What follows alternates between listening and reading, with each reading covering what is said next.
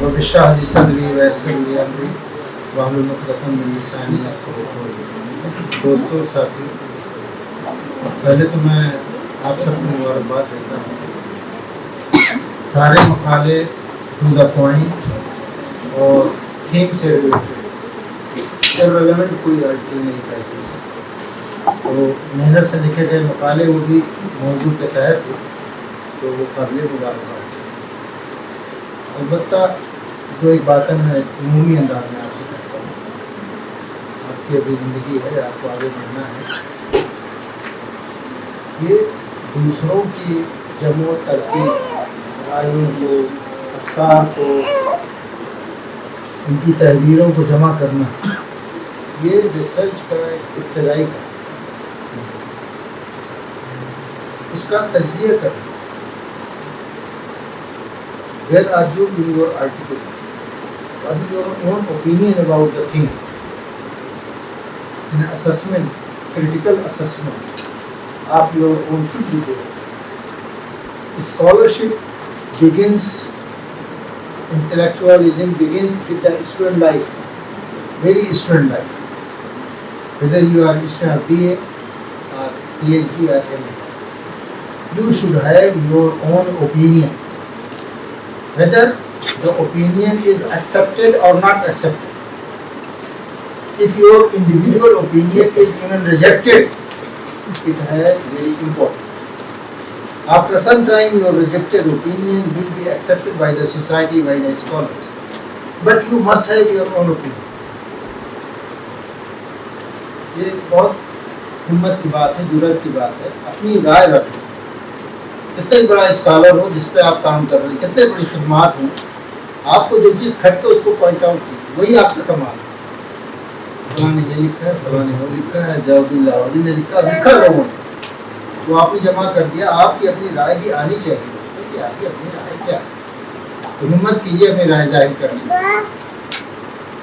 یہ ریسرچ یہی، میں پچھلے دنوں پڑھ رہا تھا کہ کرناٹکا ہائی کورٹ بہت سینئر جج، انہوں نے ایک بڑے کنووکیشن ایڈریس ان کا ہے، اس میں گفتگو کرتے ہوئے کہا کہ I always encourage my juniors in the court not to rely upon the previous judgments of the court, you should have a creative mind, you apply your mind yourself, whether your opinion is accepted or rejected. And then he puts a number of examples in the court that for some time before this was rejected, now it has been accepted by the Supreme Court. So there should be your own opinion. Number one, یہ مقالی جمع اور ترتیب، یہ مقالہ نویسی نہیں ہے، مقالہ نویسی کی ابتدا ہے۔ دوسری بات میں اور کہنا چاہتا ہوں کہ زیادہ تر مقالے خواتین کے کردار سے متعلق ہیں، اور گھوم پھر کر کے 4-6 نام آ گئے۔ کیوں؟ بہت تعریفیں ہم کرتے ہیں مغل دور کی، عہد سلطنت کی، یہ 4-6 8 نام کیوں آتے ہیں؟ اس کے پیچھے کیا وجہ ہے؟ سوچیے ذرا۔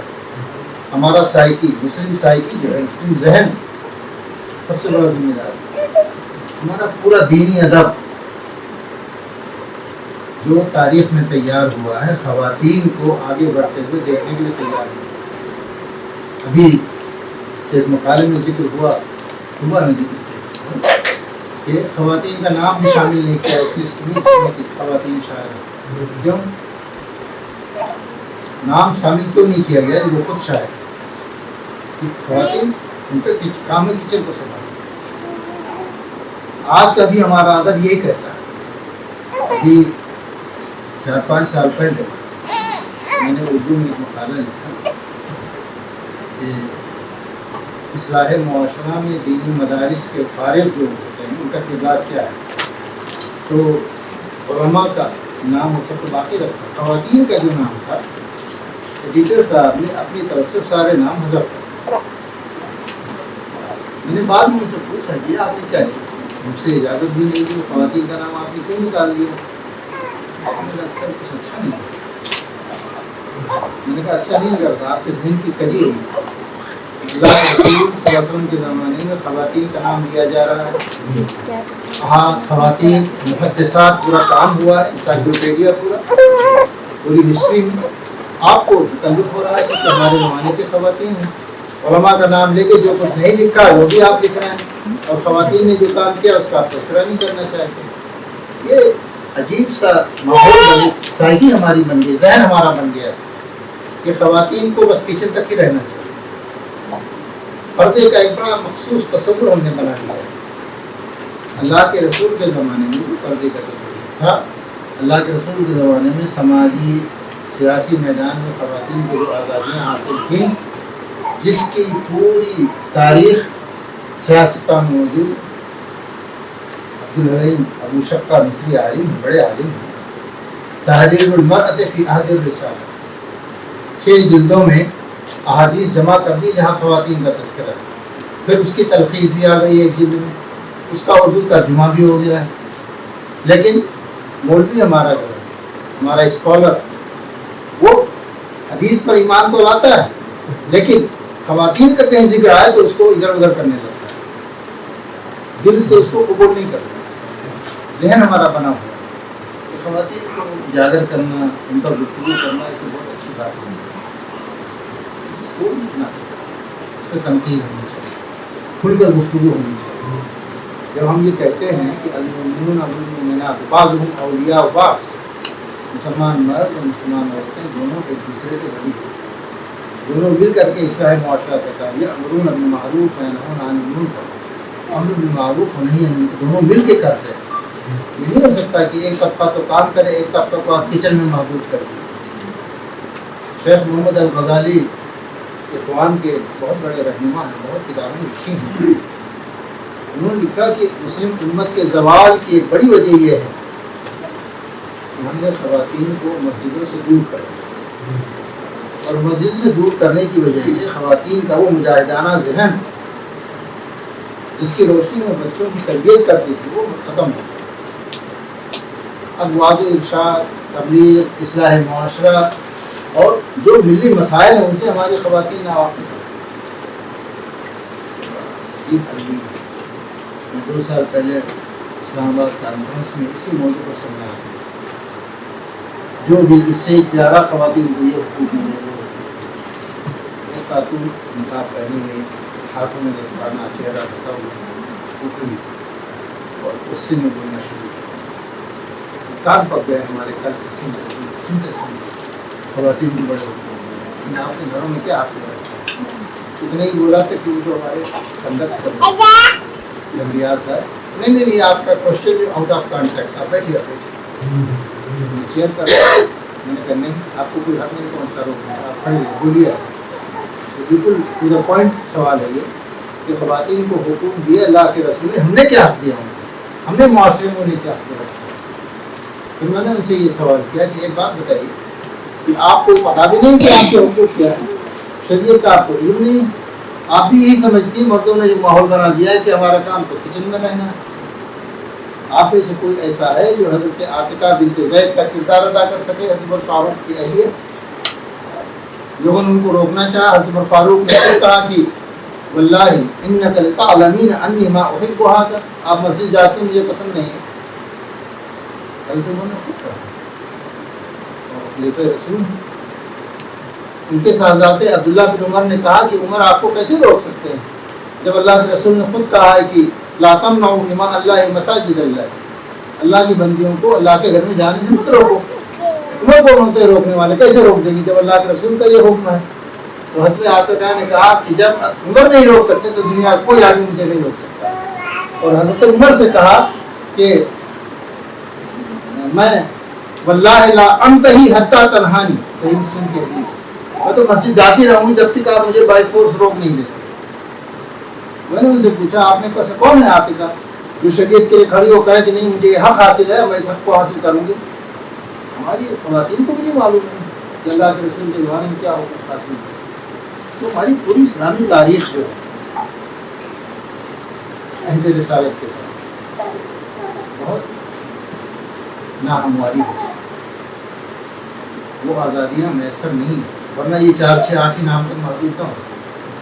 ہماری سوسائٹی میں، ہمارے ادب نے، ہماری کتابوں نے، ہماری ترجیحات نے فقہ کے بہانے سے، اسلامی تاریخ کے مختلف اسباب اور عوامل کے بہانے سے خواتین کو اپنے گھروں میں بند کر دیا۔ یہ قسم اللہ کے رسول نے جو آزادیوں میں دی تھی وہ تمام آزادیوں میں ملنی چاہیے۔ اس پر لکھنے کی ضرورت ہے، اس پر بولنے کی ضرورت ہے۔ میں 1 سال پہلے بہاولپور مسلم اسلامی مسلم میں نے مسئلے پر بہت ہنگامہ شروع ہوا۔ ایک صاحب دیوبند کے عالم تھے، انہوں نے کہا کہ آپ کی بات مانیں کہ حضرت عائشہ کی بات مانیں، جنہوں نے کہا تھا کہ اگر اللہ کے رسول آج ہوتے تو خواتین کو مسجدوں میں جانے سے روک دیتے۔ میں نے کہا معاف کیجیے، میں یہ نہیں کہہ رہا ہوں میری بات مانی، میں یہ بھی نہیں کہہ رہا ہوں حضرت عائشہ کی بات مانی۔ اگر اللہ کے رسول کا قول صحیح حدیث موجود ہے بخاری شریف میں، مسلم شریف میں، ہم پر لازم ہے کہ اس کو مانیں۔ حضرت عائشہ کا اپنا ایک رائے ہے، ان کی اپنا خیال ہے، اگر اللہ کے رسول زندہ ہوتے تو ایسا کرتے۔ یہ محض ان کی ایک رائے ہے، اللہ کے رسول کا تو حکم ہے نہیں کر سکا لا تمنعوا۔ اور دوسری حدیث میں ہے کہ خواتین اگر تمہیں اذا استأذنتم نساؤکم باللیل فلا تمنعوہن، رات میں اگر مسجد جانا چاہیں تو روکو مت ان کو، عشاء کی نماز میں، فجر کی نماز میں، آپ نے کہا مت روکو، انہیں آزادی حاصل نہیں۔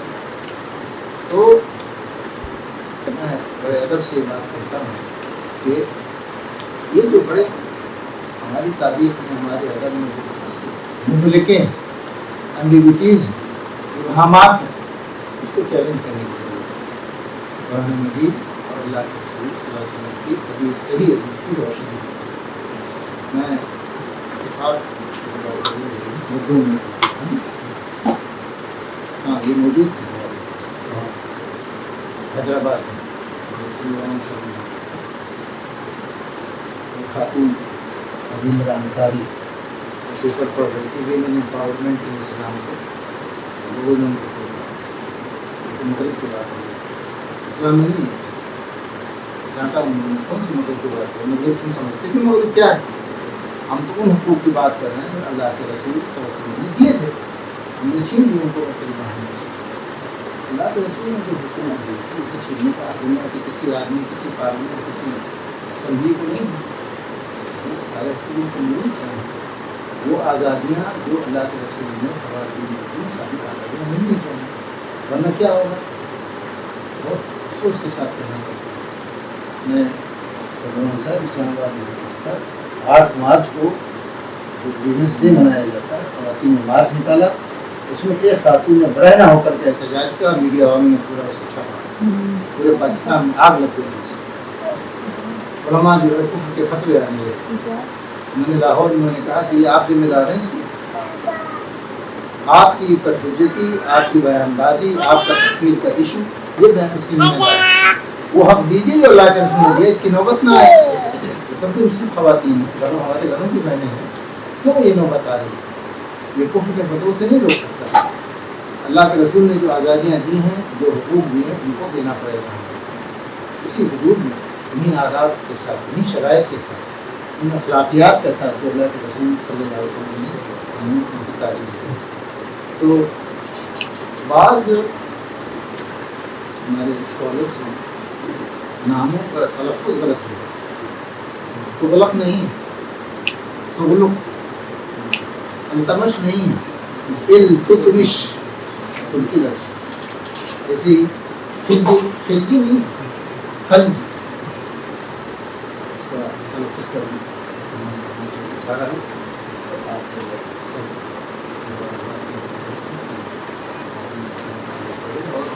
جو بہت ہی سبھی سکون کے ساتھ